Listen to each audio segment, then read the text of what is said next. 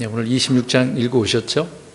내용이 길기 때문에 읽어오지 않고 들으시면 이해가 안 됩니다. 그리고 이 내용을 좀 알고 있어야 되는 건데요. 전혀 모르는 상태에서 이 내용을 들으면 무슨 얘기하는가. 그냥 시간이 막 의자에 앉아있는 시간이 막 허리가 아프고 그럴 겁니다. 그러니까 하나님 말씀 우리가 잘 이해를 해야 되는데요. 성경에 사건들이 많이 나옵니다. 그 사건들을 우리가 많이 이해할 필요가 있습니다. 세심하게는 이해를 잘 못한다 하더라도 중요한 핵심 부분만을 기억을 하고 있으시면 말씀을 이해하는 데 어려움이 없을 것입니다. 계속해서 마태복음 강의 26번째 시간인데요. 지난 시간에 우리 주님께서 이제 앞으로 오게 될 일이죠. 이제 7년 끝나는 부분과 천년왕국에 이제 들어가기 전에 어떠한 자들이 들어가는가, 그런 내용들을 우리가 살펴보았습니다. 그래서 열처녀 그 비유를 통해서, 또 달란트 비유를 통해서, 그리고 이제 후에 이방인 양민족이라고 흔히 이제 말하고 있는 염소와 양과 염소를 이렇게 구분을 해서 주님께서는 누구는 천년왕국에 들어가지만 누구는 못 들어가는 그런 내용의 말씀들을 우리가 지난 시간에 살펴보았습니다. 이제 26장부터는요, 우리 주님께서 십자가의 죽으심, 또 부활, 그리고 승천의 가장 핵심적인 그 사역 내용이 이제 시작이 되어지는 내용을 우리가 살펴보게 될 것입니다. 이제 물론 오늘 이제 굉장히 내용 구절이 75절까지죠. 참 내용이 너무 길어서 한 절 한 절씩은 다 우리가 할 수 없고요. 중요한 핵심 부분, 그 사건 중심으로만 말씀을 우리가 살펴보고 거기서 뭘 말하고자 하는가, 그 의미만 우리가 생각을 하려고 합니다. 눈으로만 보시고 말씀을 들으시면 좋을 것 같아요. 1절, 2절을 보시기 바랍니다. 이제 말씀을 마치시고 이제 이틀이 지나면 6월절이다라고 말씀을 하고 있습니다. 그러니까 6월절 이틀 전에 제자들에게 다시 한번 자신이 십자가에 못 박히게 된다라고 하는 이 사실을 말씀을 해주죠. 여러 차례 이제 말씀드린 부분이고 성경에 그렇게 말씀하고 있지만 주님께서는 수차례에 걸쳐서 자신이 십자가에 죽으신다라는 사실을 제자들에게 반복적으로 가르쳐 주셨습니다. 그렇지만 제자들은 주님의 그 말씀들을 제대로 듣지 않았죠. 또 믿지도 않았고 또 이해하지도 못한 그런 부분을 우리가 보게 되어집니다. 그런 내용이 또 오늘 기록을 하고 있죠.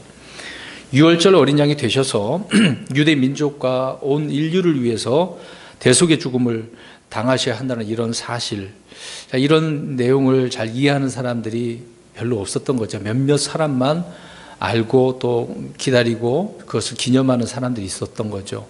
그러나 주님을 따르고 있었던 제자들은 전혀 다른 생각을 하고 있었던 것입니다. 동상이몽이라고 하는 그런 한자 성어가 생각날 수밖에 없는 부분이 되겠죠. 아무튼 우리 주님의 죽음 이야기하면 이제 그냥 엄청난 수치스러운 그런 죽음 아니겠습니까? 이제 이따가 살펴보겠습니다만 갈라디아서 나오죠. 십자가에서 죽는 그 죽음은 저주받은 죽음이잖아요. 저주고 수치스러운 그런 죽음이었었습니다. 그런 주님께서 물론 이스라엘 백성들에게 1차적으로 이렇게 오셔서 말씀하신 부분이지만 우리 지금 신약 그리스도인들에게 생명을 주기 위해서도 마찬가지로 죽으셨죠. 또 우리에게 영광을 주시기 위해서 친히 수치를 이렇게 당하셨다라고 하는 것입니다. 그래서 히브리서에도 이런 내용을 말씀을 해주고 있는데 저와 여러분도 또 믿음의 사람들도 주님께서 걸으셨던 그 영문 밖의 길이라고 하잖아요. 영문 밖의 길. 그 길을 걷는 그런 삶이 저와 여러분에게도 있어야 될 것입니다.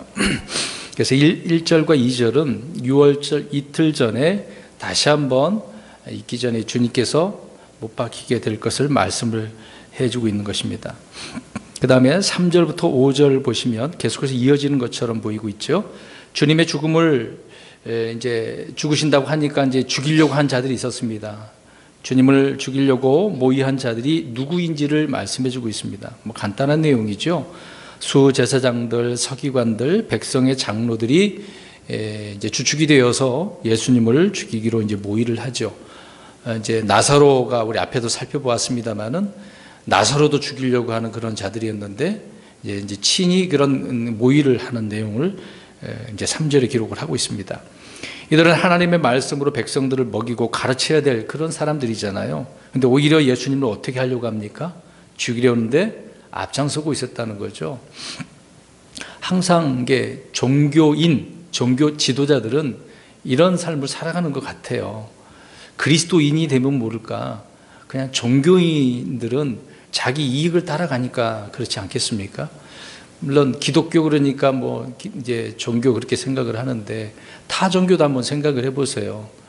타 종교에서 제사장 역할을 담당하는 그런 사람들 역시 거의 뭐 이익에 따라, 자기 유익에 따라 그렇게 움직이지 않겠습니까? 특히 우리가 좀 혐오하고 있는 가톨릭도 마찬가지죠. 가톨릭 신부 추기경, 우리 그 역사를 봐도 우리는 금방 알 수가 있습니다. 아무튼 이런 종교 지도자들이라고 하는 이러한 자들이 예수님을 죽이는데 앞장서고 있는 그런 내용이 3절에서 5절에 기록을 하고 있습니다. 5절을 보십시오. 이들이 명절, 그러니까 유월절을 이제 피해서 주님을 어떻게 하려고 합니까? 그나마 죽이기를 피하고 있죠. 희한해요. 그들은 이제 열심히 이제 종교인들이기 때문에 아무튼 그때는 이유가 있었던 것이죠. 그렇게 했다가는 이제 난리가 나기 때문에요. 죽이기로 그렇게 계획을 했지만 하나님은 이들의 비밀스러운 계획들을 무효로 만드셔서 구약에 기록된 대로 유월절 어린 양으로서 죽도록 하시는 거죠. 참 사람들의 계획과 하나님의 계획은 달라요. 사람들은 자기들이 저번에 이번 주일날 우리가 말씀을 살펴본 것이지만 계획을 그렇게 세우지 않겠습니까? 그러나 하나님의 마스터 플랜, 하나님의 그 위대하신 계획이 다 이루어진 것을 우리가 알 수가 있습니다. 하나님의 유월절 어린 양이신 예수님께서는 그때 저와 여러분을 위해서 희생되셨고 또 주님의 그분의 죽음과 부활은 모든 사람들에게 그래서 이제 나중에 알려지게 되는 거죠. 유대인들뿐만 아니라 이것이 온 세상으로 흩어져서 복음이 전파되어지는 그 내용을 우리가 알 수가 있습니다. 아무튼 주님의 뜻은 주님의 뜻대로 되어진다라고 하는 부분입니다. 5절까지 그러한 내용이 말씀이고요. 6절부터 13절 내용은 우리가 잘 알고 있는 내용입니다. 앞에서도 말씀드린 것처럼 이 내용이 비슷한 내용이 많이 있는데요. 이 내용은 2번 내지 3번의 사건이 별개 시간도 다르고 장소도 다르고 그 집도 다른 내용이다라는 것을 말씀을 드렸습니다. 그것을 알고 이 말씀을 잘 기억하시길 바라고요.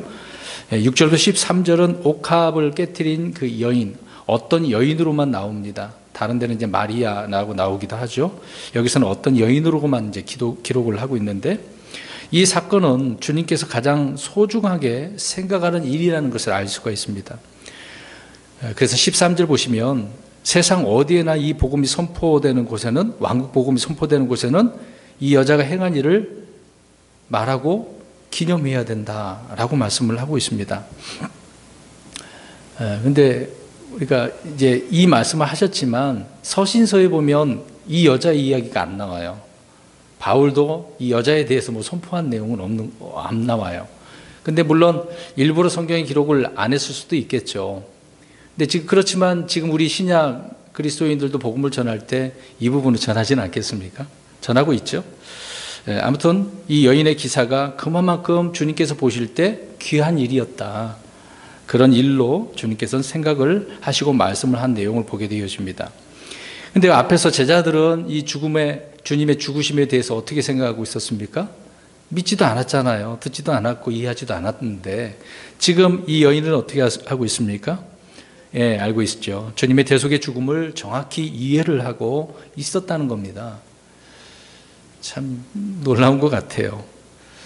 종교 지도자는 뭐 그런 걸 생각지도 않는데 별 사람들이 그냥 우습게 생각한 한 여인은 이렇게 그 주님의 그 말씀을 그대로 믿었다라고 하는 사실이 놀라운 거죠. 그녀가 매우 귀한 향유를 담은 옥합을 가지고 와서 주님의 머리에 부은 것, 어떻게 보면 이게 뭐 또 뭐를 맹목적인 헌신처럼 보이는데 그게 아니었다는 거죠. 그냥 좋아서 한 게 아니잖아요. 12절을 보면 주님은 이 여인이 무슨 마음으로 왜 이렇게 했는지 정확히 알고 계시지 않습니까? 이 기록된 그 말씀 그대로 이 여자는 주님의 그 죽으심을 장사 지내기 위해서 이 향유를 깨트려서 부었다라고 말씀을 하고 있습니다. 그러나 이런 모습을 본 제자들은 어떻게 하고 있습니까? 8절 말씀에요. 이 비싼 향유를 쓸데없이 허비했다고 막 분개, 비난하고 있는 거죠. 도대체 지금 때가 어느 때인데 네가 이런 일을 왜 하나? 이런 식으로 나오는 겁니다. 감히 우리가 제자들인데 우리도 가만히 있는데 너가 뭐에 이렇게 하느냐? 이런 식으로 이제 분개를 하는 거죠. 더 나아가서 우리가 이 여자가 한 행위를 가지고 누군가 무슨 말을 하게 되어지죠. 계속해서 보시면 9절을 한번 보시기 바랍니다. 이들은 지금 어디에다가 자기들의 가치관을 두고 있을까요? 9절을 한번 보십시오. 이 향유를 비싸게 팔아 가난한 자들에게 어디다가 두고 있습니까? 가난한 자들. 저번에 한번 말씀드린 적 있죠. 주님보다 세상을, 주님보다 사람을, 그들은 주님을 사랑한다고 하지만 사람들을 먼저 생각을 하고 사랑하고 살피는 내용을 보게 되어집니다. 그러니까 이들의 가치관이 주님보다 세상에 있는 거고 또 영적인 것보다 물질적인 것에 있다는 거예요. 지금 이 여자는 영적인 부분이잖아요. 주님께서 자신을 모든 사람을 위해서 죽이지만 자기를 위해서도 죽는 것이니까. 또 우리가 이제 신본주의 그래. 이제 하나님 주님의 말씀에 따라 주님을 우리가 따라서 순종하고 있는데 대부분 이거 신본주의의 반대말은 뭐죠? 인본주의죠.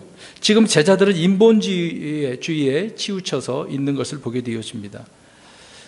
우리가 삶의 가치관이 어디에 있는가가 중요한 거죠. 근데 이 한 여인은 이 가치관이 오직 주님에게만 있다는 겁니다. 주님을 사랑하고 그 말씀을 믿었기 때문에 정말 그 1년치의 그 엄청난 비용을 들여서 이 옥합을 깨트리는 것 아니겠습니까?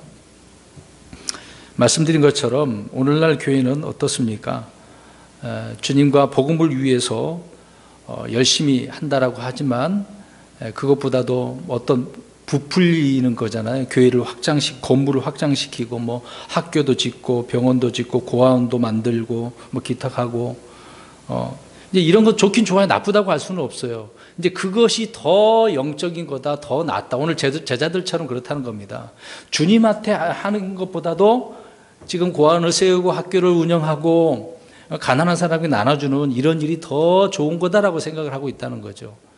우리는 먼저 누구를 사랑하고 그 다음은 어떻게 해야 되는지 이 순서가 뒤바뀌면 안 된다는 겁니다.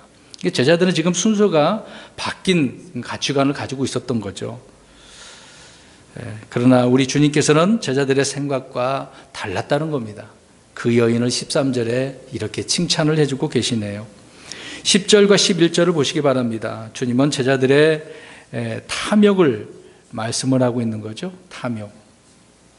그들의 그릇된 가치관을 주님께서는 책망하고 있는 내용의 말씀입니다. 그러니까 이런 내용들을 보면 여기 빠져 있지만 다른 마가복음 14장과 요한복음 12장 가서 보면 가난한 자들에게 나눠야지 이제 팔아서 가난한 자에게 나눠줘야 된다고 누가 얘기했을까요? 가룟 유다거든요. 근데 가룟 유다가 그렇게 하니까 다른 제자들도 오늘 내용을 보십시오. 다 어떻게 하고 있습니까? 다른 제자들도 다 동의한 거거든요. 그러니까 지금 우리가 감기, 겨울이면 감기 많이 걸리잖아요. 예전에 몇 년 전에 평택에 메르스 감염 스치기만 해도 어떻게 해요? 같이 호흡 숨쉬기만 해도 어떻습니까? 감염되잖아요. 그래서 이게 역학조사 해가지고 만난 사람들 다 이제 격리 조치를 하고 그러지 않았습니까? 무슨 얘기 하려고 하냐면 감염은 이렇게 쉽게 되는 거예요. 부정적인 생각, 잘못된 이런 가치관이 쉽게 이렇게 감염이 돼서 다른 사람들까지라도 이렇게 주님과 멀어지는 일들을 만든다라는 것을 알 수가 있습니다. 그러니까 가룟 유다를 위시로 해서 다른 모든 제자들까지 동의한 내용들을 우리가 알 수가 있겠죠. 그러니까 세상 사람들은 이런 우리 이제 신약 그리스도인들 있지 않습니까? 그리스도인들의 행동을 보고서 막 허비로 볼 수도 있을 거예요. 지금 이 여인이 하는 것을 제자들이 허비한 거잖아요. 세상 사람들이 우리 그리스도인들을 야 교회에다가 뭘 헌금을 그거 갖다 바치냐? 교회 뭐 그렇게 열심히 하냐? 뭐 밥 먹여주냐? 뭐 이렇게 비난하면서 허비하는 것으로 생각하는 사람이 많이 있잖아요. 근데 교회 안에서도 그런 문제가 있습니다. 육신적인 그리스도인들은 영적인 그리스도인들의 살아가는 삶의 그 방식, 믿음의 방식을 보고서 아유, 지금 저렇게 사냐, 왜? 좀 굉장히 멍청한 것 같아. 만약에 이제 기도 생활하는 건, 열심히 성경 읽는 건, 야, 세상에 먹고 살기도 바쁜데 언제 그것까지 다 하고 사냐? 적당히 해라, 적당히. 그렇게 말하는 그리스도인들이 있을까요, 없을까요? 있어요. 이게 육신적인 그리스도인들이거든요. 이제 아무튼 육신적인 그리스도인들은 올바른 그리스도인들이 하고 있는 기도 생활, 믿음 생활, 선한 행위들이 허비처럼 보이는 거예요. 똑같은 그리스도인이라고 하는데도 불구하고요. 온전한 헌신은 주님을 위해서 자신의 모든 소유를 이렇게 이 여인처럼 쓰는 거죠. 그것은 주님을 따르는 동료들에게 즉각적으로 어떻게 보면 이렇게 강력한 비판과 욕을 먹을 수 있는 일이기도 하지만 그래도 주님을 위해서, 이게 포인트죠. 이 여인은 누구를 위해서 이렇게 한 겁니까? 주님의 그 장사, 주님을 위해서죠. 저 여러분들이 무슨 일을 하더라도 주를 위해서 해야 되잖아요. 살든지 죽든지 주님의 영광을 위해서 무엇을 하든지 우리는 주님의 영광인 거죠. 근데 오늘 제자들은 그렇지 못했다라고 하는 겁니다. 아무튼 이 여자는 예수님이 죽으시기 전에 이렇게 향유를 부었습니다. 후에 다른 여인들은 말씀드린 부분이지만 예수님의 무덤에 이제 향유를 들고 찾아가지 않습니까? 근데 어때요? 이미 예수님 어떻게 하고 부활하고 난 후였으니까 향유가 필요해요, 안 필요해요? 필요하지가 않죠. 이게 중요한 포인트입니다. 별거 아닌 것처럼 보이지만 그런 내용이 우리는 그냥 읽고 넘어갔잖아요. 근데 이 여인과 후에 찾아온 여인을 한번 비교해 보세요. 주님을 기념하려면 언제 이게 필요한가? 헌신이라는 것을 한번 생각해 보았으면 좋겠습니다. 헌신의 기회는 항상 있는 게 아니라는 거죠. 내게 기회 있을 때 빨리 그걸 체킹을 해야 돼요. 내가 이것을 통해서 지금 주님을 섬길 수 있는 기회구나 라고 생각을 해야 된다는 거죠. 이런 부분이 이 여인에게 있었다는 겁니다. 그러나 후에 찾아온 여인들은 이미 늦었다라고 하는 부분이 되겠죠. 자, 6절부터 13절까지는 이렇게 옥합을 향유를 주 앞에 드리는 부어드리는 여인에 대해서 우리가 살펴보았습니다. 그 다음에 14절부터 16절 이제 세 구절인데요. 가룟 유다가 왕이신 예수님을 배신하기 시작한 배반하여 넘겨줄 기회를 엿보는 그런 일이 이제 시작을 했다라는 것을 알 수가 있습니다. 그런데 이 내용이 이미 스가랴서에서 예언되어져 있죠. 우리 그 구절을 좀 확인하고 넘어가겠습니다. 스가랴 11장 12절. 이 모든 일들은 그냥 되는 일이 아니었던 거죠. 예수님께서 하시는 것, 행하는 것, 말씀하시는 것, 어떤 어려움도 다 성경에 기록되어져 있는 것을 우리가 알 수가 있습니다. 스가랴 11장 12절 참조 구절로 우리 한번 살펴보겠습니다. 시작. 내가 그들에게 이르되 너희가 좋게 여기거든 내 값을 내게 주고 그렇지 아니하거든 그만두라. 이에 그들이 은 30개를 달아 내 값으로 삼으니라. 그걸 잡고 계시고요. 넘기지 마시고. 오늘 본문에 분명히 나오잖아요. 은 30개. 이 말씀이 이미 스가랴서에 예언을 해주고 있었다는 것이죠. 그 다음에 11장 15절부터 17절을 한번 잘 보시기 바랍니다. 근데 17절만 읽어볼게요. 17절만. 스가랴서. 자, 우리 성도님들 읽어주시기 바랍니다. 시작.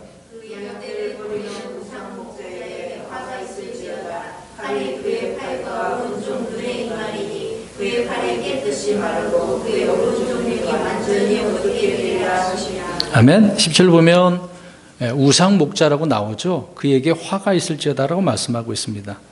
그러니까 가룟 유다는 우상 목자로서 흔히 말하는 앞으로 오게 될 이제 후 3년 반 때 자기의 정체를 드러내는 흔히 이제 적그리스도라고 하죠. 물론 이제 적그리스도 그 말을 우리가 정확한 명칭이 될 수는 없겠지만 아무튼 흔히 이제 그렇게 우리가 이야기를 하니까요. 그렇게 생각을 하고 이 가룟 유다는 그러한 자로 오게 된다. 이제 멸망의 아들이라고 하지 않습니까? 그래서 스가랴서 11장 15절에 17절에 이 가룟 유다의 정체가 분명하게 기록을 하고 있는 거죠. 그래서 이 가룟 유다는 이때부터 주님을 배반하여 넘겨줄 기회를 엿보고 있었다라고 성경은 이미 이렇게 기록을 하고 우리에게 말씀을 해주고 있는 거죠. 근데 지금 보세요. 주님을 어떻게 하기로 16절 끝을 보세요. 이제 넘겨줄 기회를 받다. 이제 이 기회에 대해서 좀 생각해 보려고 합니다. 그러니까 가룟 유다는 이 기회를 포착을 하려고 하는 게 좋은 기회는 아니죠. 아까 우리가 말한 헌신의 기회를 이야기했지만 그 기회하고 요거는 좀 다른 기회잖아요. 우리 헤롯은 어떤 사람이었을까요? 마가복음 6장 21절 한번 가서 보시기 바랍니다. 마가복음 6장 21절. 마가복음 6장 21절입니다. 참 가룟 유다랑 동급이에요. 21절 시작. 마침 기회 좋은 날이 와서 헤롯이 자기 생일에 자기의 귀족들과 고위 대장들과 갈릴리의 주요 인사들에게 저녁 식사를 베풀 때에 무슨 뭐 저녁 식사 뭐 호화롭게 뭐 했나 보죠. 근데 여기 뭐라고 나와요? 기회 좋은 날. 기회 좋은 날. 왜 기회 좋은 날이에요? 지금 이게 무슨 일이에요, 지금요? 왜 누굴 죽이려고 하는 기회예요, 이게요? 침례 요한을 죽이려고 하는 기회네요. 그다음에 사도행전 24장 보십시오. 벨릭스에 대한 이야기인데 사도행전 24장 25절. 그러니까 기회도 기회의 나름이죠. 어떤 기회냐가 중요한 겁니다. 오늘 옥합을 깨트린 항유를 부은 그 여자의 기회, 헌신의 기회, 그것과 가룟 유다가 잡는 종교 지도자들이 생각하는 기회하고 다르죠. 24장 25절 시작. 바울이 이와 절체와 다가올 심판에 대하여 강론하니 벨릭스가 떨며 응답하되 이번에는 내 길로 가라. 내게 적당한 때가 생기면 내가 너를 부르리라. 적당한 때가 생기면, 그러니까 하나 어떤 기회가 뭔가 있으면 그렇게 하겠다는 얘기겠죠. 자, 이들은 항상 기회를 찾았지만 진리를 찾았습니까? 안 찾았다는 거죠. 이게 중요한 겁니다. 우리는 기회를 찾지 말고 진리를 찾아야 돼요. 물론 이제 아까 향유를 드린 그 여인, 헌신의 기회를 우리가 찾아야 되겠죠. 잘못된 기회를 말고 우리는 진리를 찾아야 된다라는 것입니다. 근데 14절에서 16절에 이런 악한 자들의 모습을 볼 수가 있는 거죠. 그 다음에 17절부터 20절 말씀을 보시기 바랍니다. 6월절을 주님께서 지키신 내용이지요. 이제는 무교절 첫날이라고 나옵니다. 무교절 첫날. 이날이 무교절 첫날이라고 되어져 있는데 이걸 잠깐 말씀을 드릴게요. 절기에 대한 문제거든요. 절기가 좀 어렵습니다. 그런데 이스라엘은 3대 절기가 있습니다. 그 3대 절기에 거기에 몇몇 명절이라고 하는 내용들이 들어가져 있어요. 그런데 그걸 무조건 명절이다 그런 의미는 아닙니다. 한 번 갈 때마다 그냥 다 지켜야 돼요. 몰아서 지켜야 되는 겁니다. 무엇을 말씀드리려고 하냐면 지금 무교절 첫날이라고 그랬어요. 그러면 여쭤보겠습니다. 지식을 좀 동원을 해서 무교절 첫날 그러면 며칠일 것 같아요? 6월절 잡는 날이 며칠이었죠? 이제 출애굽기에 나온 내용이지만 새 첫날로 이제 가정을 하는데 며칠이죠? 14일이거든요. 이집트에서 나오기 전에 바로 그 밤이 14일이에요. 6월절 어린 양을 잡는 날이. 근데 지금 봐보세요. 무교절 첫날, 이 날은 무엇을 하는 날이라고요? 어린 양을 잡아야 하는 날이에요. 자, 잠깐만 이해하기 위해서 누가복음 22장 7절 가서 보세요. 누가복음 22장 7절. 이거를 좀 우리가 이해를 하고 가야 될 것 같습니다. 22장 7절입니다. 시작. 그때 반드시 6월절 어린 양을 잡아야 하는 때 곧 누룩 없는 빵을 먹는 날이 이르매. 그럼 6월절 어린 양을 잡아야 하는 때는 며칠이라는 거예요? 14일, 첫날이란 말이에요. 그러면 우리가 무교절은 며칠 동안 지키는 거죠? 7일이에요. 그러면 14일부터 해요? 아니면 그 다음 날부터 해요? 헷갈리죠, 조금. 자, 이제 세 가지로 이해해야 됩니다. 성경은요, 첫날, 무교절 첫날 그러면 6월절 14일도 맞아요. 한 날 말하는 거고요. 그러니까 6월절 날도 무교병을 먹어요. 누룩이 없는 빵을 먹어요. 그 다음에 그 다음 날 15일부터 21일까지 7일 동안도 누룩 없는 빵을 먹어요. 그날도 그거는 이제 무교절이라고 표현을 하는 거죠. 누룩 없는 빵을 먹는 축제를 말하고 있는 겁니다. 그 다음에 그러면 첫날 14일이 있고 그 다음날 7일이니까 다 합치면 며칠이에요? 총 합치면 며칠 동안 이렇게 누룩 없는 빵을 먹는 거예요?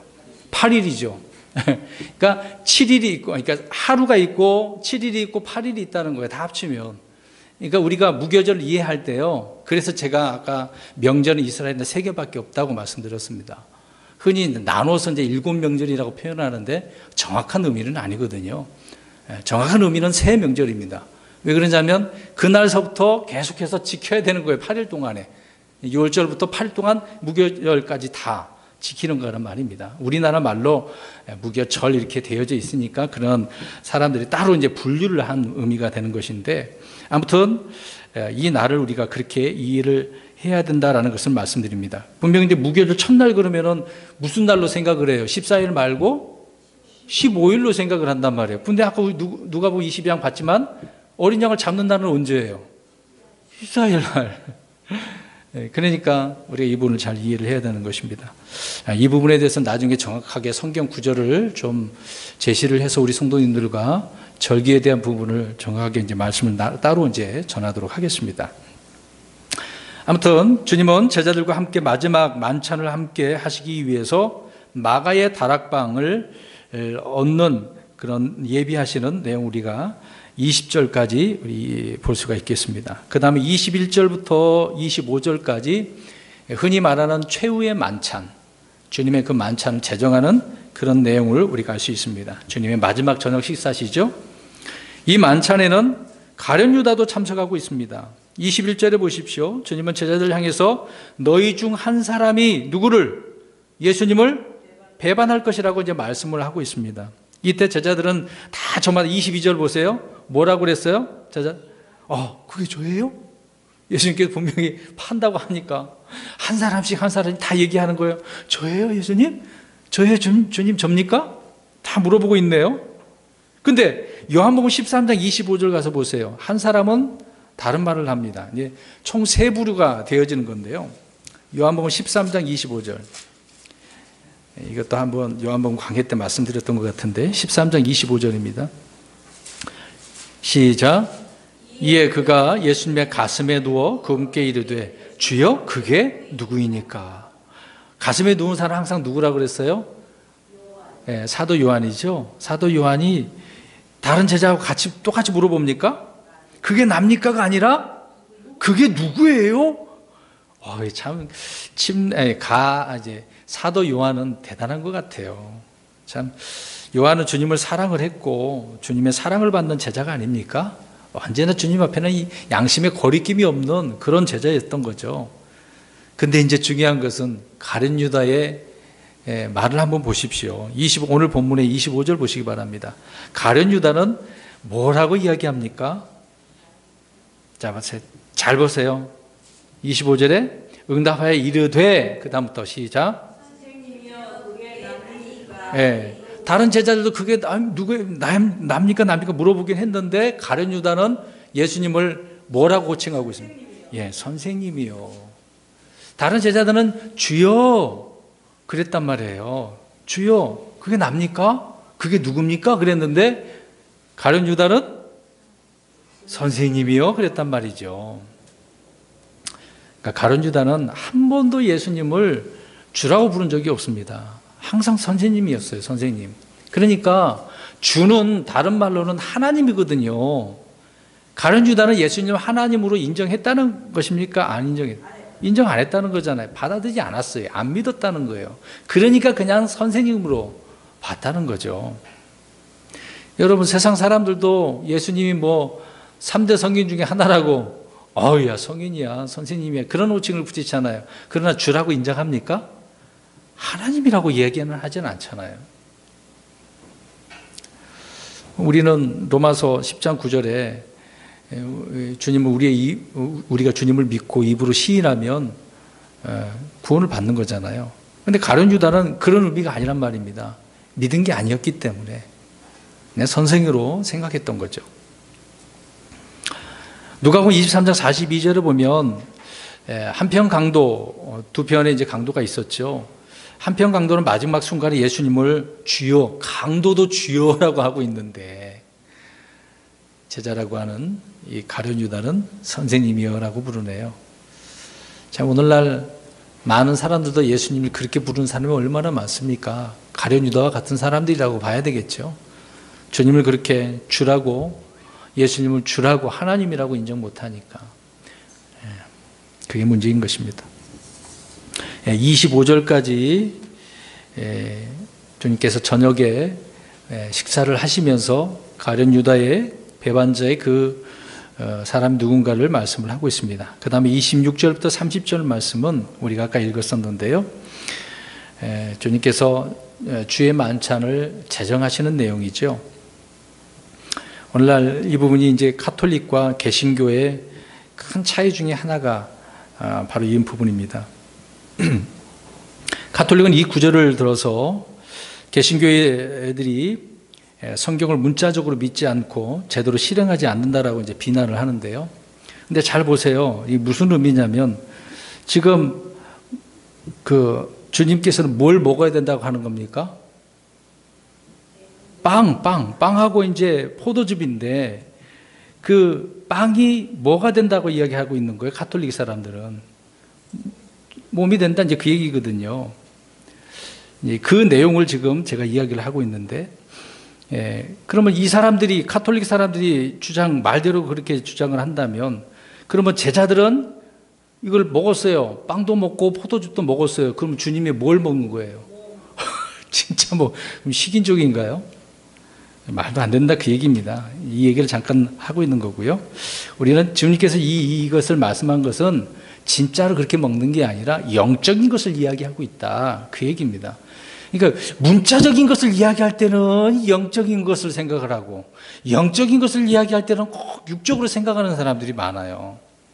우리가 이런 부분을 좀 우리 그리스도인들도 잘 생각을 했으면 좋겠습니다. 그러니까 이게 잘 이해를 안 되니까 이런 이단 교리가 나올 수밖에 없겠죠. 가톨릭이 이제 그렇게 주장하는 거죠. 아무튼 그렇지만 이것은 말도 안 되는 일이었다라고 하는 것이죠. 살을 먹는다는 것은 주님의 성육신을 믿는다는 것입니다.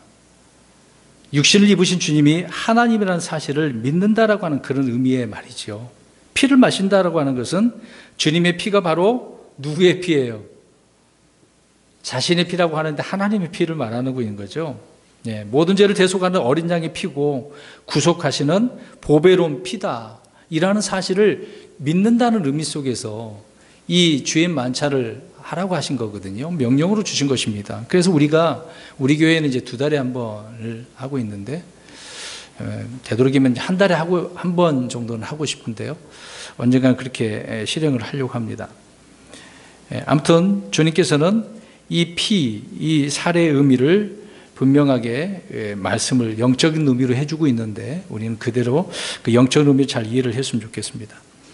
우리 주님은 마지막 만찬 때에 신약교회가 실행해야 될 이 2가지 중에 하나는 이 주의 만찬을 이렇게 제정을 하셨던 거죠.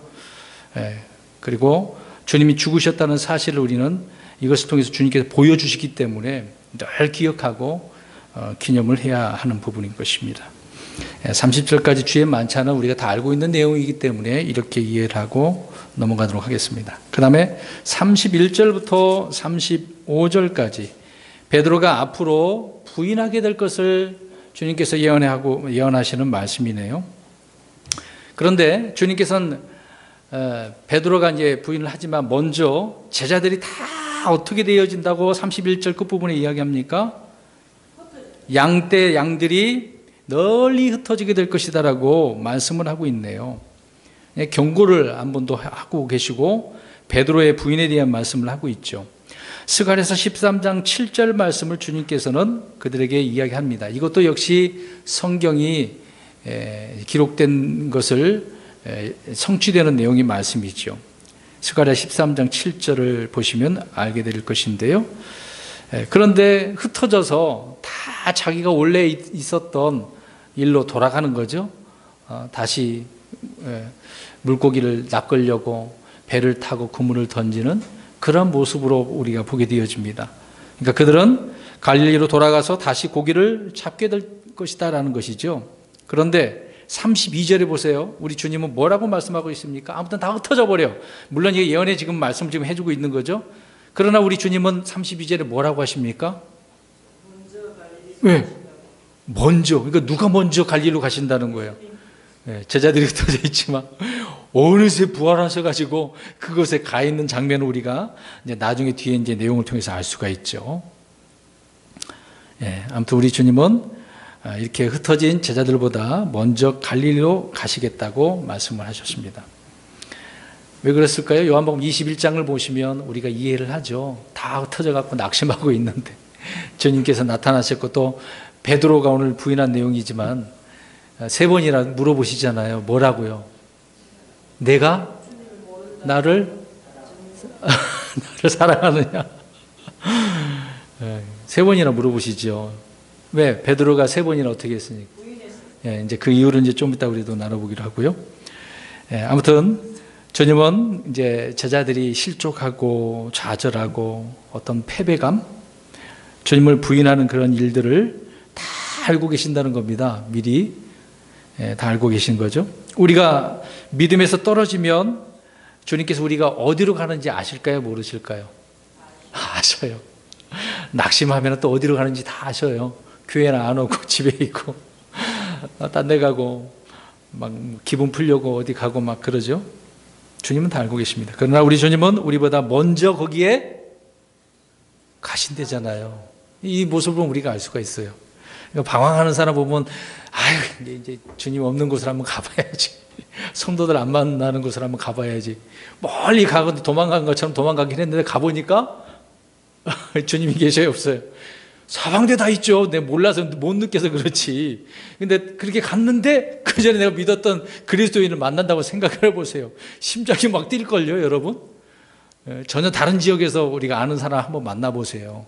놀라지 않겠습니까? 우리 주님은 먼저 가서 이렇게 기다리고 계신다.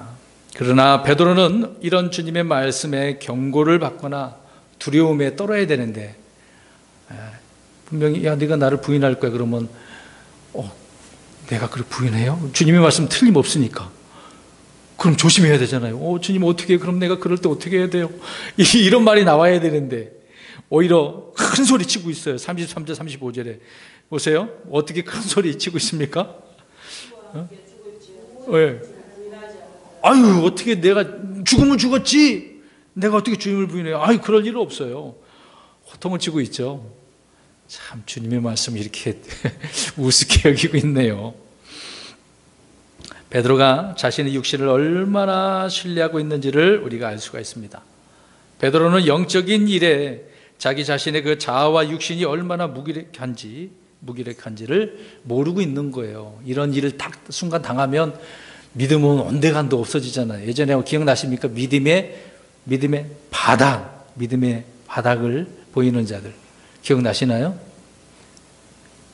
또 설명을 해드려야지. 이집트에서 나왔는데 바닷가 홍해바다 앞에 탁 진치고 있는 뒤에 이제 이집트 사람들이 오잖아요. 사면 초가예요. 그러면 그때 부르짖어서 쫙 도와주세요 그래야 되는데 어떻게 했어요? 불평하고 원망하고 이게 우리를 여기다 죽이려고 이렇게 데려왔구나 이렇게 나오는 거예요. 그렇게 눈으로 기적을 봤는데도 불구하고 아니 한 번 기적을 보여주신 하나님께서 또 한 번에 이런 기적을 안 보여주시겠냐 이 말이죠. 분명히 또 보여주시긴 했는데 항상 어려움에만 부닥치기만 하면 이렇게 되는 거예요. 큰 소리 탁 쳐놨는데 이런 순간만 되어지면 믿음은 없다니까요. 왜? 자기를 신뢰하니까 그런 거거든요. 오늘 베드로가 그런 사람입니다. 육신이 얼마나 무기력해요. 이런 일을 당하면. 우리 예레미야 17장 5절 말씀을 한번 보겠습니다. 이것을 읽으면서 저와 여러분들은 이러한 자라고 생각을 해야 되겠죠. 예레미야 17장 5절입니다. 사람이 자기 자신을 신뢰하면 안 돼요. 17장 5절 시작. 주가 이같이 말하노라. 사람을 신뢰하며 육체를 자기 무기로 삼고 마음이 주로부터 떠난 사람은 저주를 받으리라. 자기를 신뢰하고 자기 육체를 무기로 삼고 있네요. 마음이 떠나가 있어요. 왜? 하나님에게 마음이 있는 게 아니라 자기에게 있는 거에 자기가 생각하는 건 난 내 힘을 믿고 그렇다는 거죠. 이런 사람은 뭘 받는다 그래요? 저주받는데요. 좀 알 건 알아야 되는데 이스라엘 백성들이 그러지 못했다는 것을 이야기해 주고 있는 거죠. 베드로는 자신이 어떤 사람인지 알지 못했다는 겁니다. 잠언 28장 26절에 솔로몬은 이렇게 말합니다. 자기 마음을 신뢰하는 자는 어리석은 자이나 누구든지 지혜롭게 걷는 자는 구출되리라. 그러니까 자기 마음을 신뢰하는 자, 자기의 것을 너무 신뢰하네요. 이제 이런 일이 저도 경험한 부분이지만, 목사님, 이 교회에서 제가 뼈를 묻겠습니다. 그럼 어떨까요? 그런 분이 계속 함께 할 것처럼 말을 하긴 했는데 어떻습니까? 어떨 것 같아요? 그런 사람 금방 간다니까요. 목회 첫날 개척을 하고 첫 주 예배를 처음에 우리 가족들하고 이제 드리려고 하고 있는데 오픈해가지고요. 한 청년이 찾아왔거든요. 감사하게도 오긴 왔는데 그날 저한테 그랬어요. 이제 뼈를 묻겠다고. 3개월 만에 갔거든요, 성남으로. 저만 경험한 줄 알았더니, 물론 이제 저는 그런 거 믿지 않았죠. 이제 목회, 이제 부교육자 생활하면서 그 목사님들이 말씀해 준 이런 내용이 뼈저리게 기억을 하고 있었기 때문에, 첫날부터 이렇게 이걸 경험하게 하시는구나. 그랬거든요. 베드로처럼 그렇단 말입니다. 죽을지언정 내가 어떻게 주님 부인합니까? 근데 어떻게 했어요? 부인했잖아요. 또 어떤 사람, 목사님 걱정하지 마세요. 저희가 있지 않습니까? 그런 사람 없어요. 금방 나가요. 물론 그 부분들이 뭐 믿음이 있고 없고 문제가 아니라 베드로가 이런 자기를 신뢰하니까 그렇다는 겁니다. 이 문제가 우리에게 다 있어요. 그들만 있는 게 아니라. 저도 이제 그런 사람 중에 한 사람이었거든요.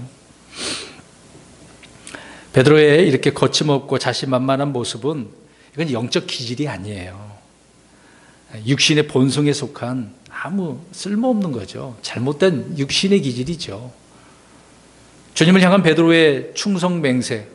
난 주님 부인하지 않습니다. 우리 이제 이번에 문제 보셨습니다만은 주를 안 섬기면 다 어떻게 하려고 그래요? 죽여버린다고. 이스라엘은 항상 그래요. 우상을 섬기면 다 죽이기로 다 맹세까지 해버리지 않습니까? 그래 놓고 다 어떻게 해요? 자기들이 다 우상 섬겨버리잖아요. 참 이스라엘의 모습이 그런 것 같아요. 이게 우리 인간의 모습이죠. 잘못된 이런 충성 맹세. 제 문제를 그냥 낸 게 아니거든요. 그걸 우리가 이해하자는 차원에서. 그래서 베드로의 이런 충성 맹세는 다른 제자들도 어떻게 할까요? 35절 후반절에 보세요. 자, 베드로가 그렇게 말하니까 모든 제자들도 그와 같이 말. 보세요. 아까 이제 가룟 유다 감염 얘기했잖아요. 베드로가 이 말하니까 다른 제자들도 감염돼가지고 똑같이 어떻게 해요? 근데 어떻게 했어요? 베드로뿐만 아니라 도망가 버렸잖아요. 흩어져 버렸지 않습니까? 베드로만의 문제는 아닙니다. 꼭 베드로는 특출나게 꼭 튀어나온 말을 했기 때문에 그게 그러죠. 다른 제자도 똑같아요. 그와 같이 저와 여러분도 마찬가지입니다. 기분 좋을 때는 하나님 잘 섬기죠. 웃고 행복하다 그러죠. 근데 힘든 일 생겨봐요. 그러면 원대감도 없잖아요. 얼굴도 막 굳어져 있고. 그 다음에 36절부터 46절 보세요. 우리 주님이 이제 겟세마네 동산에서 기도하시는 모습을 우리가 알 수 있습니다. 잘 알고 계시죠? 근데 이 겟세마네라고 하는 뜻은 이런 의미로 우리가 알 수 있었으면 좋겠습니다. 올리브 프레스라고 하는 건데요. 자, 기름을 어떻게 해요? 어떤 우리 올리브 나무를 이제 열매를 했으면 어떻게 합니까? 기름 만들려면 짜야 되잖아요. 프레스에 눌러갖고. 짜야 되잖아요. 프레스라고 하는 것은 누르는 기계를 말하는 거잖아요. 꽉 누르는 거. 이제 겟세마네 그 장소가 올리브산이거든요. 자, 올리브 기름은 뭐 우리가 이제 잘 알다시피 성령을 예표하고 있죠. 이것은 주님께서 성령님을 통해서 자신을 프레스 짜내는 장소거든요. 자, 우리 이제 그걸 한번 보겠습니다. 누가복음 22장 44절. 우리 주님께서 겟세마네 동산에서 기도하실 때 어떻게 기도하셨는지 그 장면을 보면 압니다. 그 장소의 의미가 그냥 의미가 있는 게 아니죠. 누가복음 22장 44절. 그러니까 겟세마네 이 올리브 프레스라고 하는 이 의미는 짜내는 거다. 자신을 짜내는 거다. 22장 44절 시작. 그분께서 고뇌에 차서 더욱 간절히 기도하시니 그분의 땀이 큰 핏방울 같이 되어 땅에 떨어지더라. 아멘. 주님의 땀이 핏방울 된 건 아니고 가치라 그랬어요. 이것도 이해를 못 해가지고 주님이 피가 됐다 그래 보면 안 돼요. 그 땀이 피가 됐다 그러면 안 된다 이 말입니다. 그 말은 아니고 그렇게 주님께서 기도를 하셨다는 건데 그곳에서 짜냈다는 거예요. 자신을 얼마나 간절히 기도하셨는가 그 말씀을 하고 있는 거잖아요.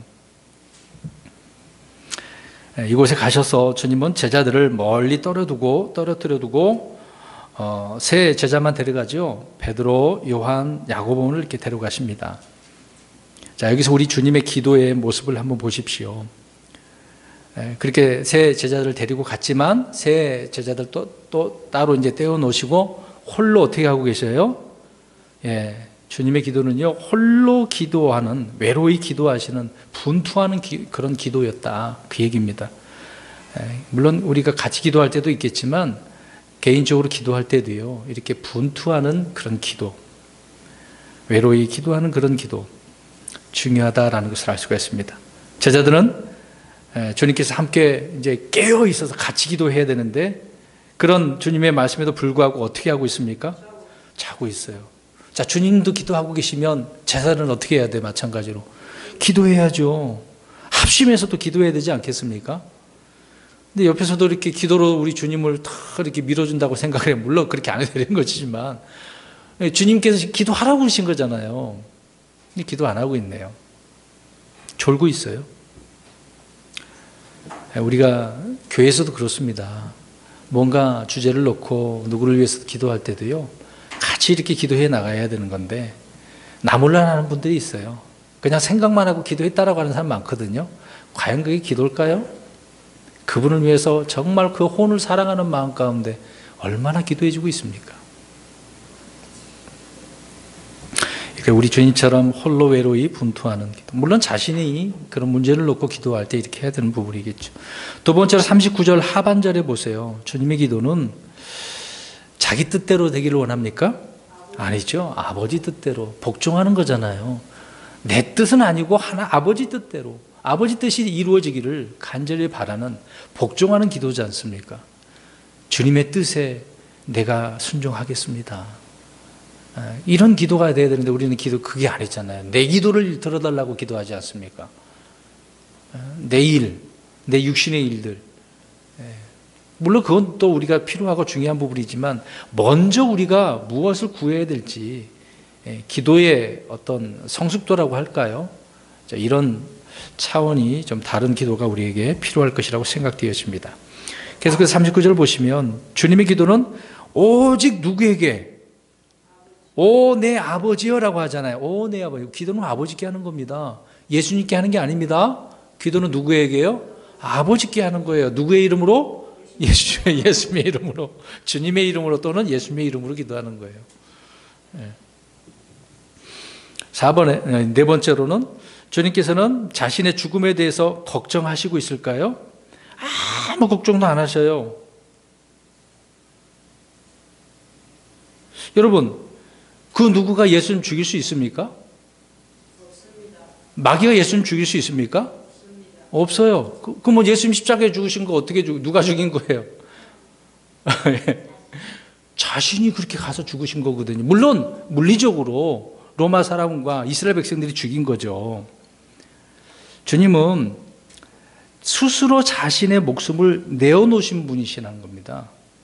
그러니까 죽음에 대해서 두려워하거나 죽기 싫어서 이런 기도하는 것이 아니었다는 거죠. 내가 죽으니까 그런 의미가 아니란 말입니다. 자신의 죽음에 대해서 기도한 게 아니란 이야기예요.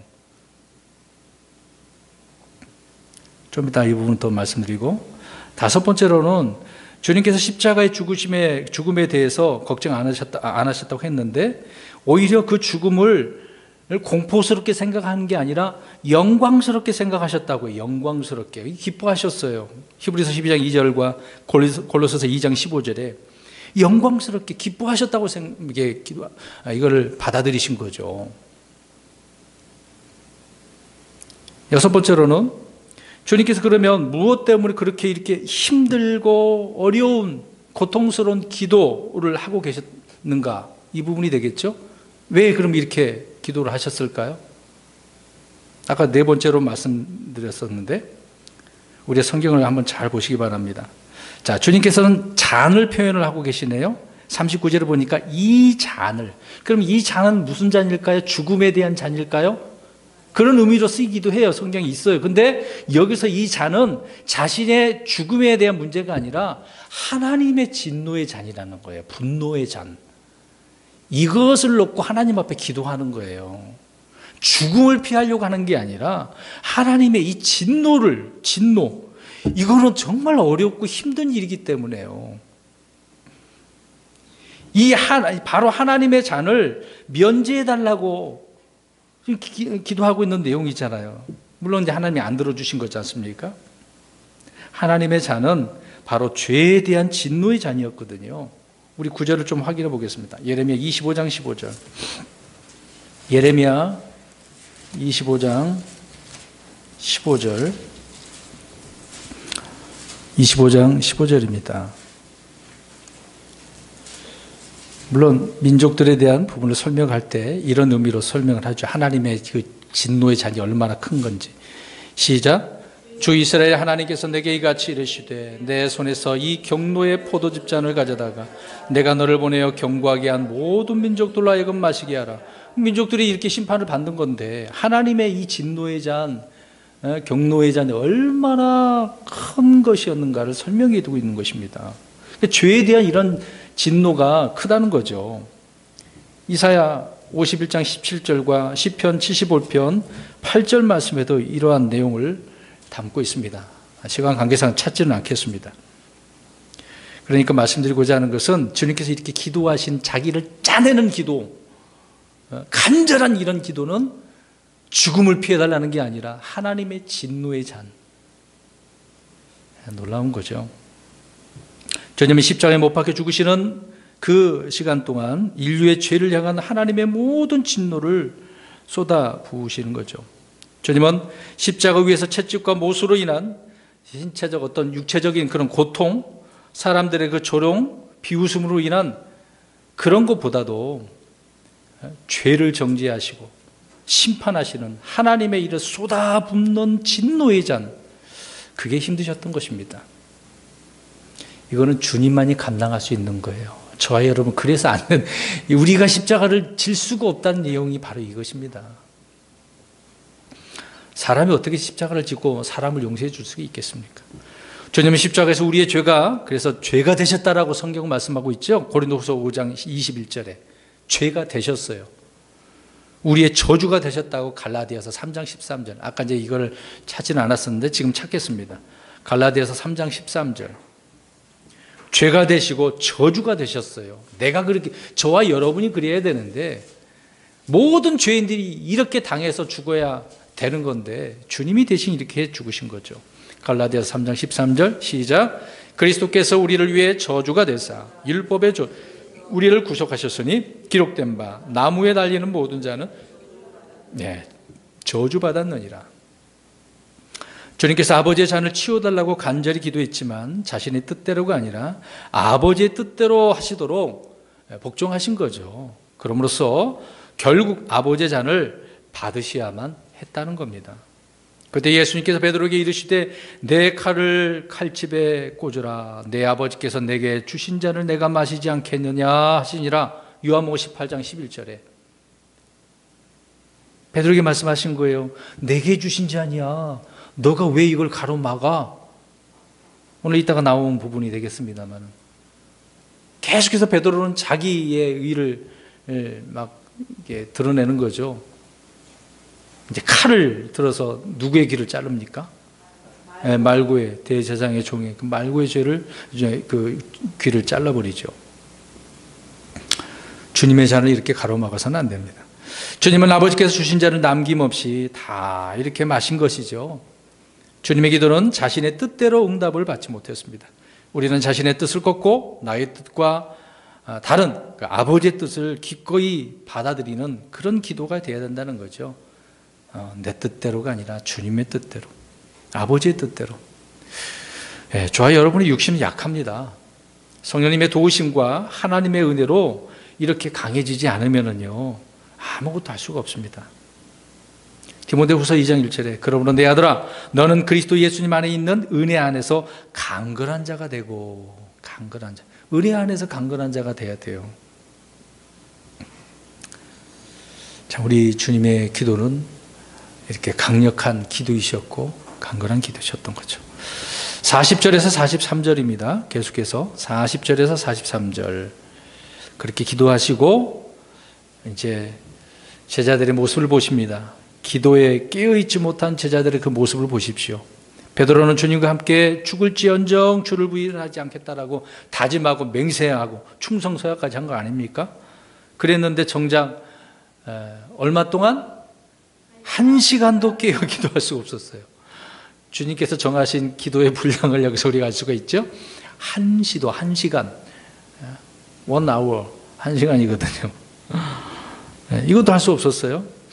기도 시간이면 유난히 졸음이 쏟아지고 잠이 오는 것, 이 육신이 연약한 부분이라 또 말씀까지 하고 있지 않습니까?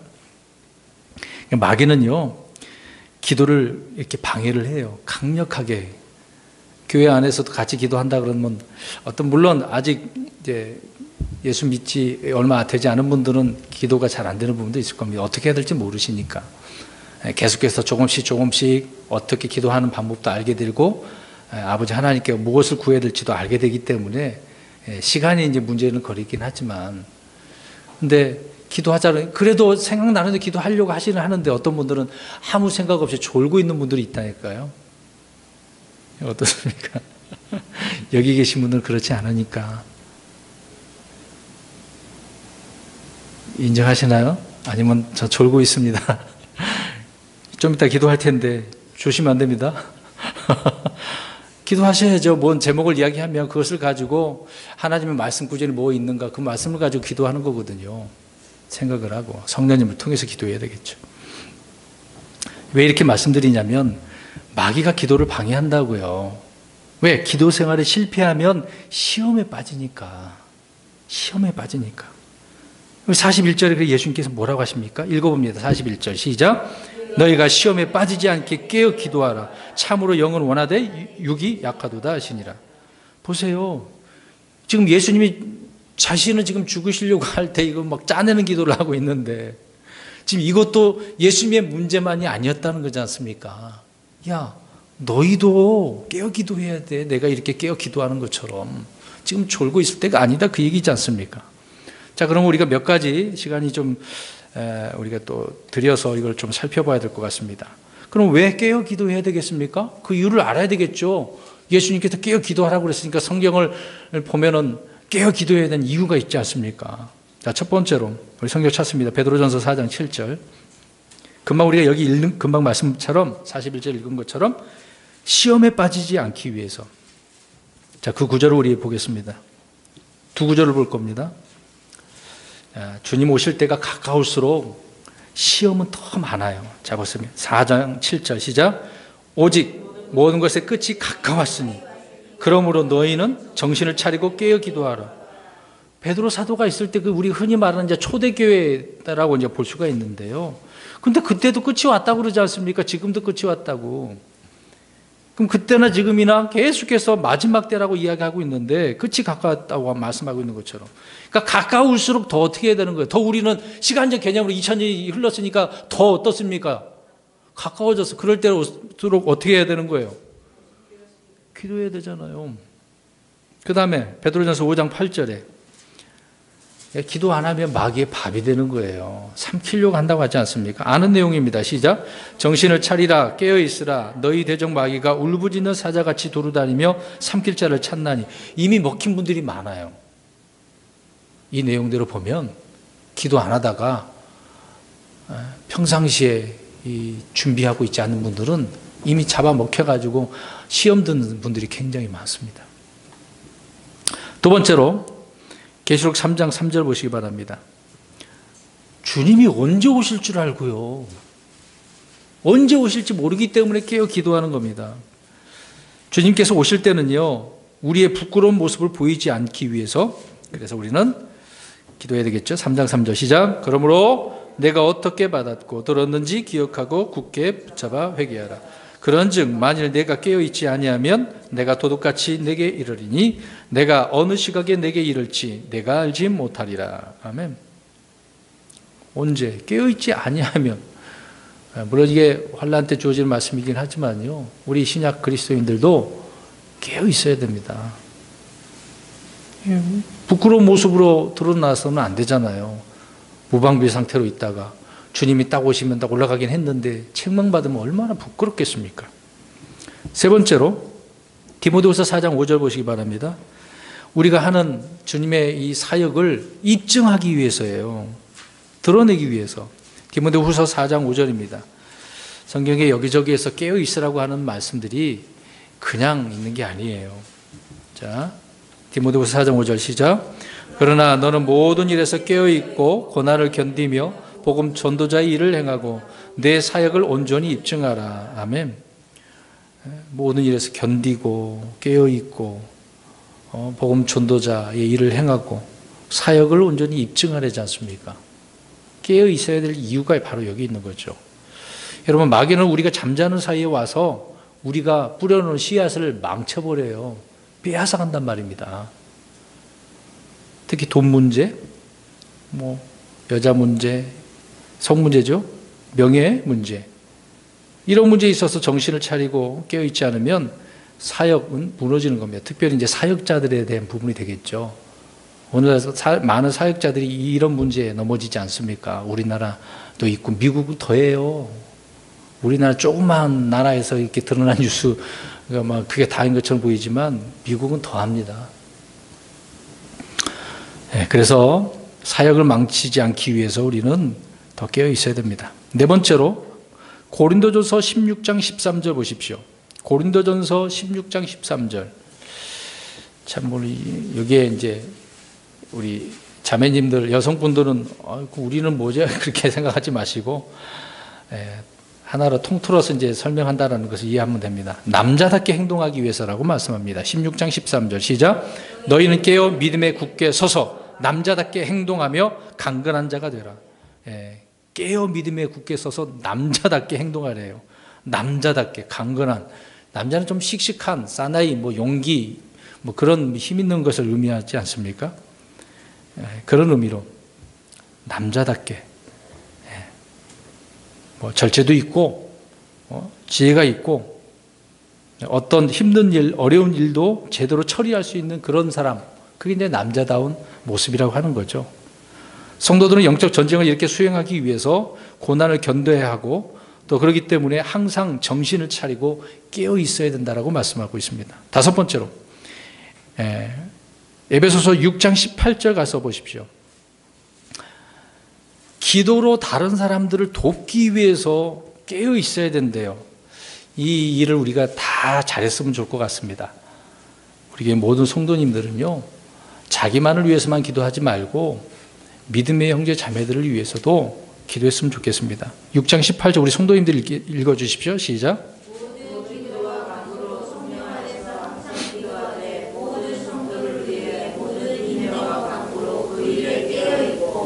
아멘.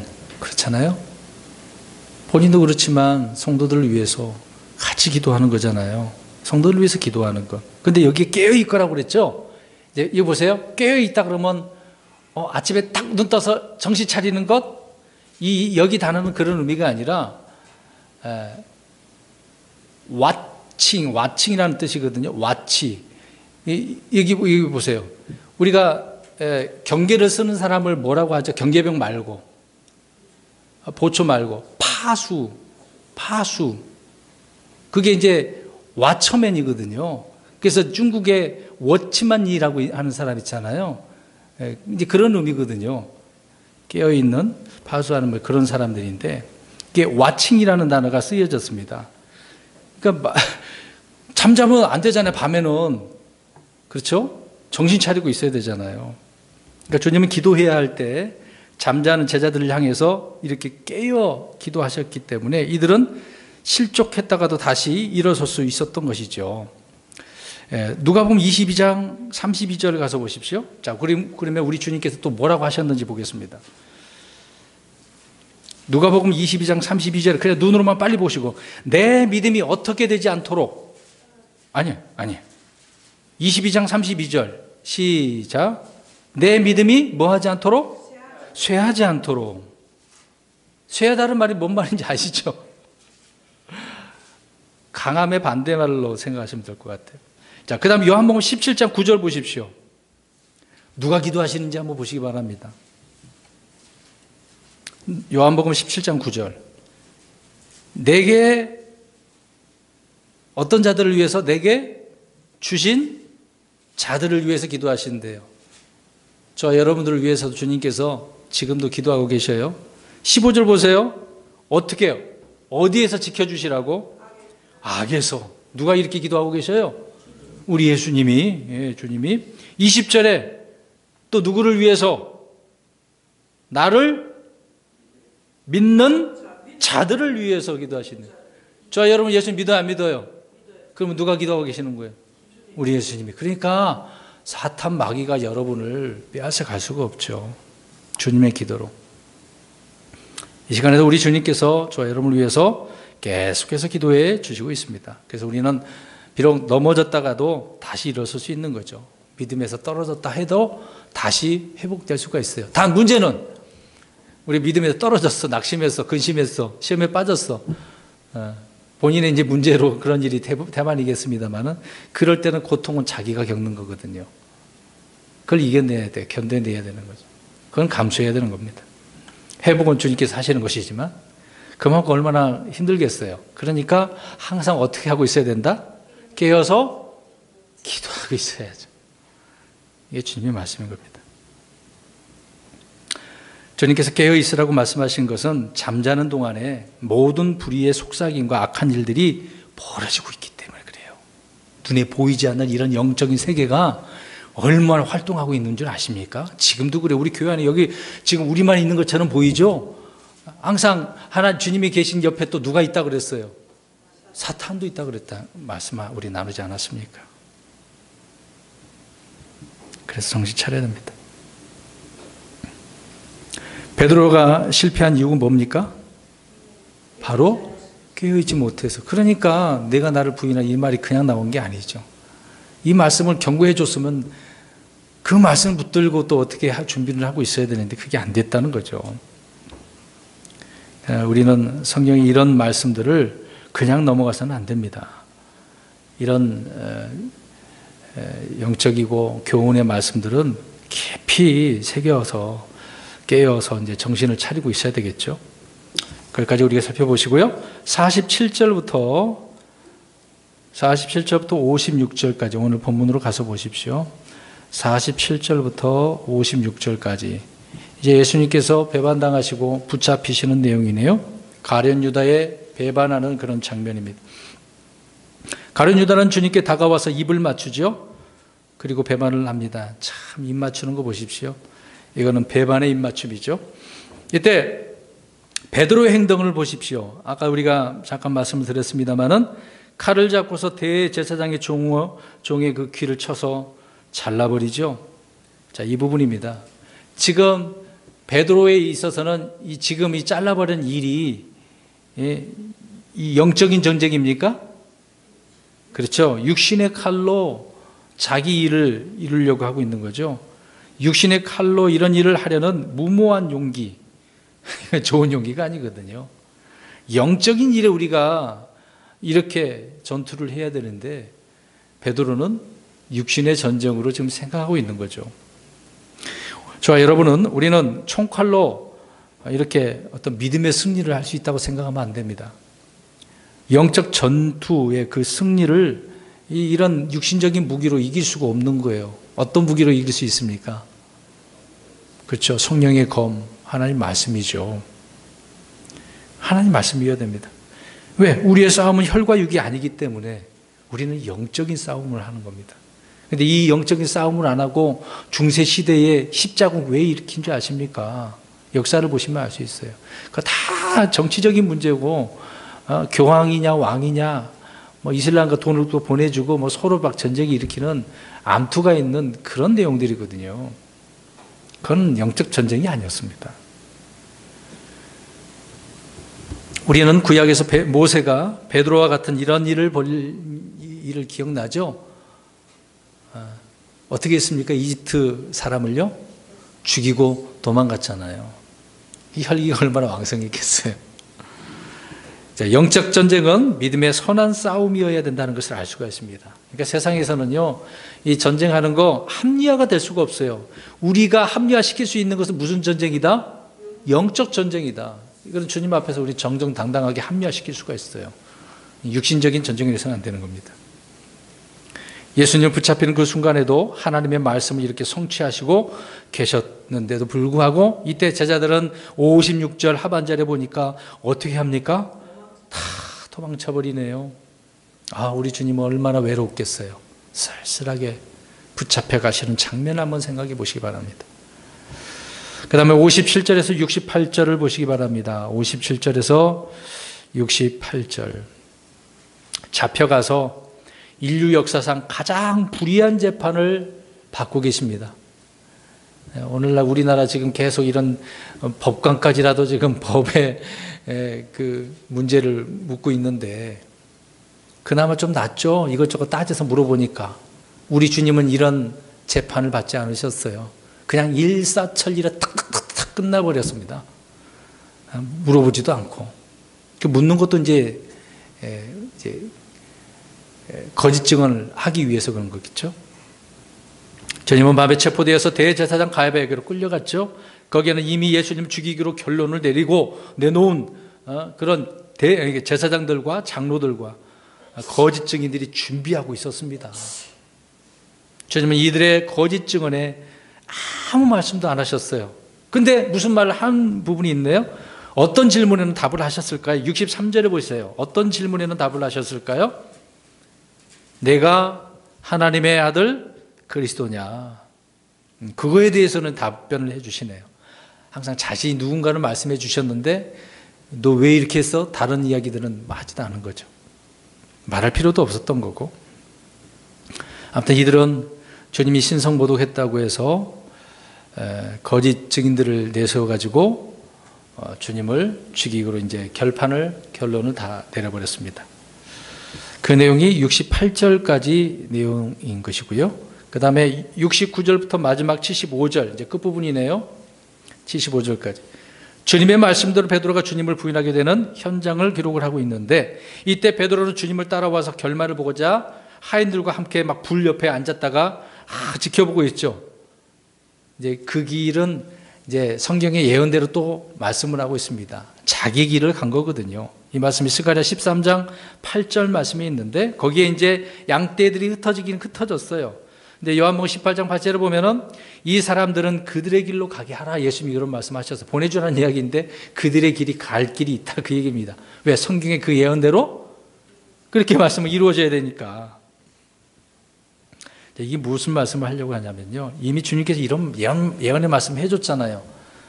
어떻게든 예언이 이렇게 이루어지는 부분도 있겠지만 그러나 그 사람이 그 순간 어떻게 하느냐에서 조금씩 달라진 면은 있지 않습니까? 그러니까 하나님의 말씀에 주의를 기르지 않기 시작을 하게 되어지면 언제나 이런 어려움이 온다. 그 얘기입니다. 말씀해 주시면 앞으로 이런 문제가 있다. 조심하라고 얘기하신 거잖아요. 미리 알려주신 거잖아요. 그럼 그럴 때마다 정신을 차리고 주의해야 되는 부분인데 주의를 기르지 않으니까 이런 위험에 처하게 되어진다. 그 얘기입니다. 그래서 베드로는 악인들과 함께 앉았죠. 추운 밤이었기 때문에 자신의 몸을 따뜻하게 데우기 위해서 불가로 갑니다. 근데 보세요. 우리 주님은 겟세마네 동산에서 땀방울이 빗방울 같이 그렇게 기도하셨는데 베드로는 지금 어떻게 하고 있습니까? 불 쬐고 있네요. 참 이게 안타깝습니다. 이런 내용을 보면 우리 자신이 그런 거죠.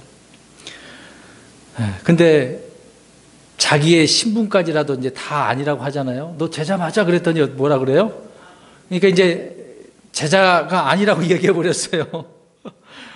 이제 스스로 그 지위를 어떻게 한 겁니까? 버린 거예요. 포기를 한 거예요. 이 위협에 그냥 굴복당하는 걸 보십시오.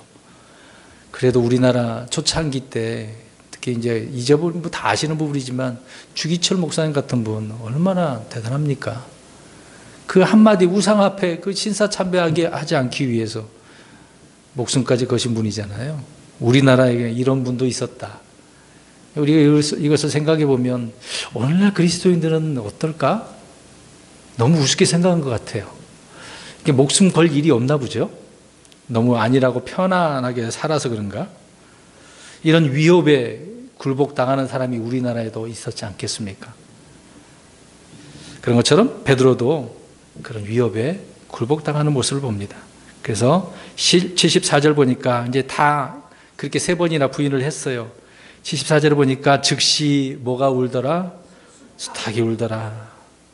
이때 한번 보세요. 울었어요. 그러면서 이제 베드로가 이렇게 눈을 이렇게 돌리긴 했는데 누구의 눈과 마주쳤어요? 주님, 누가복음 22장 61절에 보면은 주님과 눈이 마주쳤어요. 마주치는 순간 어떻습니까, 여러분? 그렇죠? 뭐가 생각이 났다고 그랬어요? 예, 주님께서 자신에게 하신 말씀을 기억하게 됐어요. 그래서 나가가지고 얼마나 비통하게 울었는지를 75절에 말씀하고 있죠? 우리 9절 한번 읽어볼까요? 자, 예수님 가운데 예수님의 말씀 곧 시작. 예수님의 말씀 곧 그분께서 자기에게 하신 말씀을 기억하고 나가서 비통하게 우니라. 진정한 회개죠. 죄로 인한 이렇게 슬퍼해서 잘못된 부분을 가지고 크게 슬퍼하는 베드로를 보십시오. 이때 이제 부인을 하고 회개를 했지만 그 다음은 베드로가 어떻습니까? 부인합니까? 안 하죠. 오히려 그냥 당당하게 그냥 유대 종교 지도자들에게 말씀을 선포하잖아요. 사도행전에 이렇게 나오지 않습니까? 참 이렇게 다시 회복되어지는 내용을 우리가 알죠. 그래서 요한복음 21장에 보면 내가 나를 사랑하느냐 3번이나 다시 회복시켜 주시는 우리 주님의 은혜를 알 수가 있습니다. 시간이 이제 다 됐는데요. 너무 많이 지났습니다. 결론적으로 참 우리가 이것을 살펴볼 때 믿음이 급격하게 우리도 떨어질 수 있습니다. 연약해질 수도 있습니다. 그럴 때마다 주님의 말씀을 우리가 기억하고 깨어 기도할 수 있는 그런 성도들, 이 말씀을 통해서 우리가 교훈을 받아서 이 마지막 때를, 이 영적인 시대를 어떻게 싸우고 나가야 되는가, 항상 우리 자신을 살펴보고 우리 자신을 신뢰하지 말고 주님의 말씀을, 주님을 신뢰하고 나가는 저와 여러분 되시기를 주의 이름으로 축원합니다. 아멘.